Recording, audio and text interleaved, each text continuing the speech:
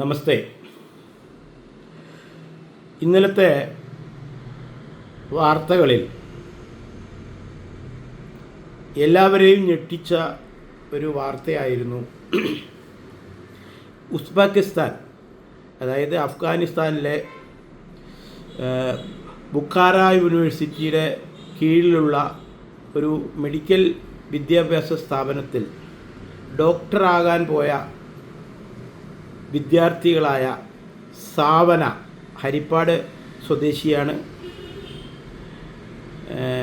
സാഗർ അനം എന്ന മലപ്പുറംകാരൻ ലാപ്ടോപ്പ് തലയ്ക്ക് അടിച്ച് സാവനയെ കൊലപ്പെടുത്തിയെന്നാണ് പ്രാഥമിക റിപ്പോർട്ടുകളിൽ പറയുന്നത്. അവിടെ ഈ വിദ്യാർത്ഥിയുടെ അമ്മാമൻ അവിടെ ചെന്ന് ആ മെഡിക്കൽ കോളേജിലെ മറ്റുള്ള മലയാളി വിദ്യാർത്ഥികളുമായി സംസാരിച്ചതിൻ്റെ ഫലമായിട്ട് മനസ്സിലാക്കാൻ കഴിയുന്നത് ഇതൊരു തരം ലവ് ജിഹാദ് തന്നെയാണ്. അതായത് പ്രേമിച്ച് മതം മാറ്റുക. ആ പരിശ്രമം കുറേ ദിവസമായിട്ട് അവിടെ നടന്നിരുന്നു. അത് ഈ കുട്ടി അനുസരിക്കാതെ വന്നപ്പോൾ കലിപൂണ്ട് കോപമൂത്ത് ആ കുട്ടിയെ ആരുമില്ലാത്ത സമയത്ത് ലാപ്ടോപ്പ് കൊണ്ട് തലക്കടിക്കുന്നു. ചിലപ്പോൾ തലയ്ക്കൊരു അടി കിട്ടിയാലെങ്കിലും മതം മാറും എന്നായിരിക്കും ഈ പ്രതി വിചാരിച്ചിട്ടുണ്ടായിരിക്കുക. പക്ഷേ എത്ര അടി അടിച്ചു എന്ന് ആരും കണ്ടിട്ടില്ല. ആ അടിയുടെ ബലമായിട്ട് തലയ്ക്ക് ഇത് നല്ല ഇരുമ്പാണല്ലോ ഈ ലാപ്ടോപ്പ് എന്ന് പറയുന്നത്. അതുകൊണ്ട് 2, 3, 4 അടിയൊക്കെ ശക്തമായിട്ട് ചിലപ്പോൾ ടേബിളിൽ മുഖം താഴ്ത്തി വെച്ചിട്ടായിരിക്കും അടിക്കുന്നത്. അത് എങ്ങനെയെന്ന് അറിയില്ല. ഈ കുട്ടി അവനോടുള്ള സ്നേഹം, പ്രേമം മൂത്തിരിക്കുകയാണ്. പക്ഷേ പ്രേമിക്കുന്നത് ഇവൻ ചെയ്യുന്നത് മതം മാറ്റാണെന്ന് ആ കുട്ടിക്ക് അറിയില്ല. ആ മതം മാറാൻ പറയുമ്പോഴാണ് അവിടെ പ്രശ്നമാകുന്നത്. ഇത് പറയുമ്പോൾ എനിക്ക് ഓർമ്മ വരുന്ന ഇതേ അഫ്ഗാനിസ്ഥാനിലെ കാബൂൾ ജയിലിൽ ഒരു 10-12 പെൺകുട്ടികൾ, ഹിന്ദു പെൺകുട്ടികൾ, ക്രിസ്ത്യൻ പെൺകുട്ടികളും ആ ജയിലിലുണ്ട്. പണ്ട് കാലത്ത് ഇതേമാതിരി പ്രേമം നടിച്ച് കൊണ്ടുപോയി മതം മാറ്റി അവിടെ കുടുങ്ങിക്കെടുക്കുകയാണ്. മതം മാറിയെന്ന് മാത്രമല്ല, അവർ ഇന്ത്യൻ സിറ്റിസൺഷിപ്പ് വരെ വേണ്ടാന്ന് വെച്ചു. അവരെ പ്രേമിച്ചു കൊണ്ടവരൊക്കെ ആ യുദ്ധത്തിലും ജിഹാദി ആക്രമണത്തിലും മരിച്ചുപോയി.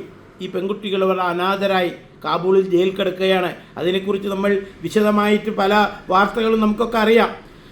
അതുപോലെ തന്നെ ഇത് പറയുമ്പോൾ എനിക്ക് ഓർമ്മ വരികയാണ്, കുറേ വർഷങ്ങൾക്ക് മുന്നേ നമ്മുടെ മുഖ്യമന്ത്രിയായിരുന്ന അച്യുതാനന്ദൻ്റെ പ്രസംഗം ഇപ്പോഴും യൂട്യൂബിലൊക്കെ കാണാൻ സാധിക്കും. അതായത് കേരളം ഒരു മുസ്ലിം ആക്കാനുള്ള തീവ്ര പരിശ്രമത്തിലാണ് കാര്യങ്ങൾ പോയിക്കൊണ്ടിരിക്കുന്നത് എന്നൊരു മുഖ്യമന്ത്രി ഇവിടെ ഓപ്പണായി പറയുന്ന യൂട്യൂബ് ചാനൽ ഇന്നും നമുക്ക് കിട്ടും. എന്താ ഇത് മനസ്സിലാകുന്നില്ല. ഒരു സംസ്ഥാനം മുസ്ലിം രാഷ്ട്രമാക്കുമെന്ന് അത് ആരാ പറഞ്ഞത്? മുന്നേയുള്ള ഒരു മുഖ്യമന്ത്രി ആയിരിക്കുമ്പോൾ പറഞ്ഞതാണ്. അപ്പോൾ അന്നത് ആരും അത്ര കാര്യമാക്കിയില്ല. പക്ഷേ ഇന്ന് ഓരോ കാര്യങ്ങൾ കാണുമ്പോഴും, ഇപ്പോൾ ഞാൻ പറയട്ടെ, ഒരു സിനിമ ഇറങ്ങി, കേരള സ്റ്റോറി. ഇന്ത്യയിലെ എല്ലാ സ്ഥലത്തും അത് റിലീസ് ചെയ്ത പടം കണ്ടു.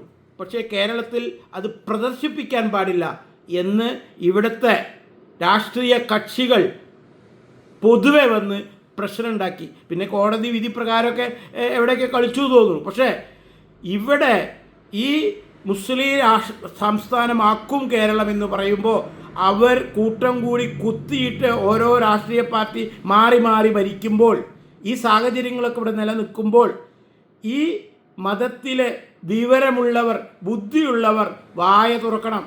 ഇത് ശരിയാണോ?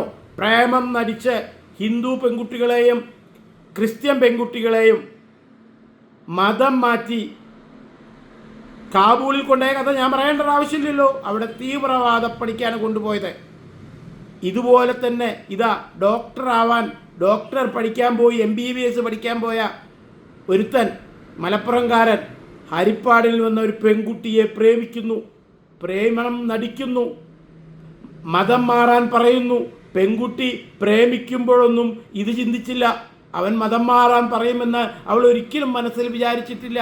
പക്ഷേ പ്രേമം മൂത്ത് അവനായിട്ട് ഒന്നായപ്പോൾ അവൻ്റെ ഉള്ളിലെ ആ ശരിയായ രൂപം പുറത്തു വന്നു. അവളെ മതം മാറാൻ നിർബന്ധിക്കാൻ തുടങ്ങി. പക്ഷേ അവളത് കേൾക്കാതെയായി. അവൻ എത്ര പറഞ്ഞിട്ടും കേൾക്കാതെ വന്നപ്പോൾ അവൻ ടേബിളിൽ തലവെച്ച് കിടക്കുന്ന ആ പെൺകുഞ്ഞിൻ്റെ തലയ്ക്ക് ലാപ്ടോപ്പ് ഇട്ട് അടിക്കുന്നു. അത് എത്ര അടി അടിച്ചു, ആ അമ്മാമൻ പറയുന്ന വാക്കുകൾ കേൾക്കണം. എത്ര അടി അടിച്ചു എന്ന് ആർക്കും അറിയാൻ പറ്റില്ല, അത്രയ്ക്ക് അടി അവൻ അടിച്ചിട്ടുണ്ട്. അത് കാരണമാണല്ലോ മരിച്ചുപോയത്. എന്തു തന്നെയായാലും ഡോക്ടറാകാൻ പോയ ഒരു കുട്ടി മരിച്ചുപോയി. മറ്റവൻ ഇപ്പോൾ ഈ ഉസ്ബെക്കിസ്ഥാൻ ജയിലിൽ കിടക്കുകയാണ്. ഇതാണോ വിവരമുള്ള ഈ സമൂഹമേ? നിങ്ങൾ ഉത്തരം പറയൂ. ഇതിനാണോ ഇവിടെ ഈ കൂട്ടം കൂടിയിട്ടുള്ള കളികൾ നടത്തുന്നത്? നമ്മൾ പഹൽഗാമിൽ മുണ്ട് പൊക്കി നോക്കിയിട്ട് വെടിവെച്ച് കൊന്നിട്ടപ്പോൾ ഇവിടുത്തെ ഈ സമൂഹത്തിൻ്റെ ഈ മതവിഭാഗത്തിൻ്റെ ഒരു നേതാവും അതിന് ശരിയായ ഒരു ദുഃഖം പ്രകടിപ്പിച്ച ഒരു പത്രസമ്മേളനം നമ്മൾ കണ്ടിട്ടില്ല. ഒന്നോ രണ്ടോ ചില വ്യക്തികൾ അവരുടെ ഇഷ്ടത്തിന് ചെറിയ ചില അഭിപ്രായങ്ങൾ പറഞ്ഞതല്ലാതെ. പണ്ട് ജോസഫ് മാഷ കൈ വെട്ടിയപ്പോഴും ആ പാവം മനുഷ്യൻ്റെ ഭാര്യ ഹൃദയസ്തംഭനം മൂലം മരിച്ചുപോയി. കാരണം സാലറി ഇല്ല, ജീവിക്കാൻ വഴിയില്ല. അന്ന് ആ കുടുംബത്തെ, ആ കൈ വെട്ടിയ ആ കുടുംബത്തെ പോയി ഒന്ന് സമാശ്വസിപ്പിക്കാൻ ഇന്ന് ആ മതത്തിൽ ഏതെങ്കിലും നേതാവ് പോയോ? ഇല്ല. ഇന്നിപ്പോൾ ഈ വിഷയം ഉണ്ടായി. ഒരക്ഷരം ഉണ്ടെന്നില്ല ഈ മതത്തിലെ ഒരു നേതാവും. ഇതുവരെ ഒരു പ്രഖ്യാപനമോ ഒരു സഹതാപമോ ഒന്നും പറയുന്നില്ല. ഇനി വേണമെങ്കിൽ വൈകുന്നേരത്തെ ചർച്ചയ്ക്ക് വന്നിട്ട് വലിയ ഗുണ്ടടക്കാൻ ചില ഗഫൂറുമാരൊക്കെ വന്നു എന്ന് വരാം. പക്ഷെ ഒരു കാര്യമുണ്ട്, അച്യുതാനന്ദൻ പറഞ്ഞത് ശരിയാണെന്ന് വരുത്തുന്ന രീതിയിലാണ് ഓരോ സംഭവങ്ങളും നമ്മൾ ഞെട്ടിക്കുന്ന രീതിയിൽ ഇവിടെ കേട്ടുകൊണ്ടിരിക്കുന്നത്.